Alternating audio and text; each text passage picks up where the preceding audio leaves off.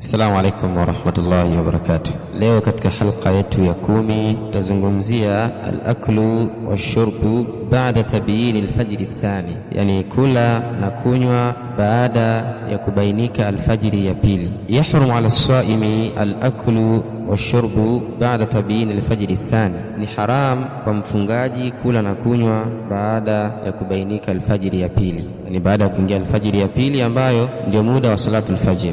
Baada ya adhana ya alfajir, adhana ya pili, ni haram kwa mfungaji kula na kunywa wakati huo. Faman akala au shariba mukhtaran dhakiran li sawmihi min ghairi udhr, mwenye kula au kunywa kwa hiari hali ya kuwa nakumbuka kuwa ni swaim, amefunga, min ghairi udhrin, pasi na udhuru wa aina yoyote, fasada sawmuhu, saumu yake itaharibika. Wa alayhi alwa'idu shadid, na juu yake kuna makemeo makali sana kwa mwenye kufanya hivyo, kwa kauli yake Allah aliposema wakulu washrabu hatta yatabayyana lakum alkhayt alabyad min alkhayt alaswad min alfajr, na kuleni na kunyweni mpaka mtakapobainikiwa na uzi mweupe, ni kamba nyeupe kati ya kamba nyeusi, min alfajiri, wakati wa alfajiri.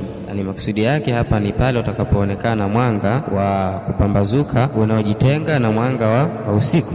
Thumma atimu siyama ila al-layl, kisha timizeni saum mpaka usiku. Mwenye kula kwa maksudi baada ya kuingia alfajir, saumu yake itakuwa ni fasid, itaharibika, na atalazimika kulipa siku hiyo, pamoja na kutubia toba ya kikweli kweli na kujutia juu ya hili kosa ambalo amelifanya, kula baada ya kuingia alfajiri. Hapa anatolewa yule ambaye amekula kwa kudhani kwamba alfajiri haijaingia, kumbe ilikuwa imeshaingia. Yani mathalan mtu akawa anakula daku mpaka ukaingia muda wa alfajir bila yeye kujua, au akadhani tofauti, au akadhani kwamba muda bado upo, kumbe muda umeisha. Huyu hatoingia katika haya makemeo. Lakini unaposikia adhana ya alfajiri ambayo ndio mwisho wa kula daku, unatakiwa uache kula. Baada ya kusikia adhana unatakiwa uache kula, na wanasema ulama, kwa mwenye kusikia adhana anaruhusiwa kisheria kumalizia chakula alichokuwa nacho mkononi au kilichokuwa kwenye sahani yake katika huu muda ambao adhana inatolewa, katika huu muda adhana ambapo adhana itakuwa inatolewa. Ikisha malizika adhana, basi itakuwa ni haram kula wakati huo.